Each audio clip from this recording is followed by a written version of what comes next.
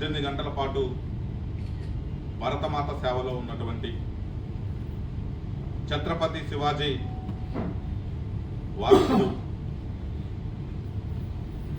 భారత ప్రధాని శ్రీ నరేంద్ర మోడీ గారు 12 సంవత్సరాల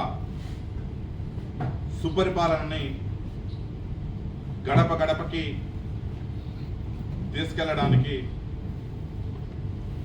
మీ ద్వారా ప్రజలకు చేరవేయడానికి ఈ యొక్క పత్రికా సమావేశం ఏర్పాటు చేయడం జరిగింది.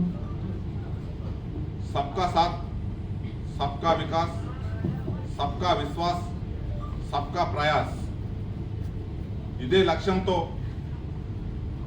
భారతదేశంలోని చిట్ట చివరి బడుగు బలహీన వర్గాల పేద ప్రజలకి ప్రభుత్వ సంక్షేమ పథకాలు అందాలనే లక్ష్యంతో మోడీ గారు పరిపాలన సాగిస్తూ ఏ నుంచి జెడ్ వరకు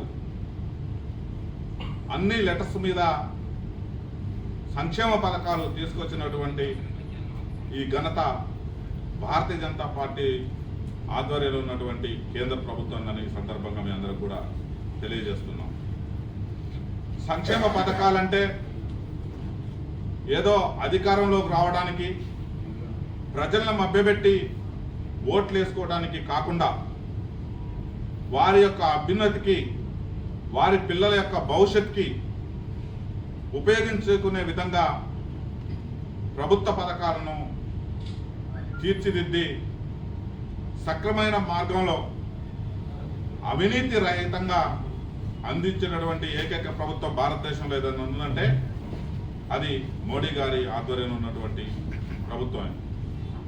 ఏ రంగంలో చూసుకున్నా కానీ, రైతు సంక్షేమం చూసుకున్నా కానీ, మహిళా సాధికారత చూసుకున్నా కానీ, కార్మికుల పురోగతి చూసుకున్నా కానీ, పరిశ్రమల అభివృద్ధి చూసుకున్నా కానీ, రైల్వే అభివృద్ధి చూసుకున్నా కానీ, భారతదేశాన్ని ఇన్ఫ్రాస్ట్రక్చర్లో చూసుకున్నా కానీ మోడీ గారు పగ్గాలు చేపట్టే నాటి నుంచి 10వ స్థానంలో ఉన్నటువంటి జీడిపిని 4వ స్థానంలోకి అతి కొద్ది రోజుల్లో 3వ స్థానానికి తీసుకొచ్చినటువంటి ఘనత మన ప్రధాని నరేంద్ర మోదీ గారిది. భారతదేశంలో ఉన్నటువంటి ప్రజల యొక్క అభిరుచికి అనుగుణంగా, ఆత్మగౌరవానికి అనుగుణంగా ప్రజలు ఏదైతే విశ్వాసాన్ని భారతీయ జనతా పార్టీ పట్ల, ప్రభుత్వం పట్ల ఉన్నారో వారి యొక్క ఆకాంక్షలను నెరవేరుస్తూ కాశ్మీర్లో ఉన్నటువంటి 370 ఆర్టికల్ రద్దు అయితే ఏంటి, రామ జన్మభూమిలో అయోధ్య నిర్మాణం అయితే ఏంటి, ధార్మికంగా సంస్కృతి పరంగా భారతదేశాన్ని ఉన్నత స్థాయికి తీసుకెళ్లినటువంటి గొప్ప వ్యక్తి మన ప్రధాని. ఆ యొక్క ప్రతిఫలాలు మన ఖమ్మం జిల్లా వరకు కూడా విస్తరించి మనకి కళ్ళ ముందే కనపడుతున్నాయి. ఖమ్మానికి మణిహారం లెక్క ఈ ఖమ్మం టు దేవరపల్లి హైవే కానీ, నాగపూర్ టు అమరావతి హైవే కానీ ఇక్కడ నుంచి బయలుదేరితే ఇంతకుముందు మనం హైదరాబాద్ పోవడానికి మినిమం 5 గంటల పైన పట్టేది. ఇక్కడ నుంచి సూర్యాపేట పోయేదాకా కూడా ప్రయాణం చాలా ఇబ్బందికరంగా ఉండేది. మనందరం కూడా దాన్ని చూసాం. ఈరోజు మనం హైదరాబాద్ వెళ్ళాలంటే 2.5 గంటల్లో కూడా హైదరాబాద్ చేరుకునే విధంగా ఇన్ఫ్రాస్ట్రక్చర్ని డెవలప్ చేసినటువంటి ఘనత ఈ నరేంద్ర మోడీ గారి ప్రభుత్వం ఈ సందర్భంగా మీకు తెలియజేస్తున్నాను. ఇంతకుముందు కాంగ్రెస్ గవర్నమెంట్లో 70 సంవత్సరాల కాంగ్రెస్ పరిపాలనలో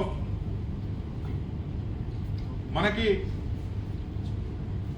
రోజుకి 8 కిలోమీటర్ల లోపు ఉండేటువంటి జాతీయ రహదారుల నిర్మాణాన్ని ఈరోజు 32 కిలోమీటర్లు పర్ డేగా అభివృద్ధి చెందినటువంటి ఘనత మోడీ గారి ప్రభుత్వానికే చెందిందని సందర్భంగా నేను తెలియజేస్తున్నాను.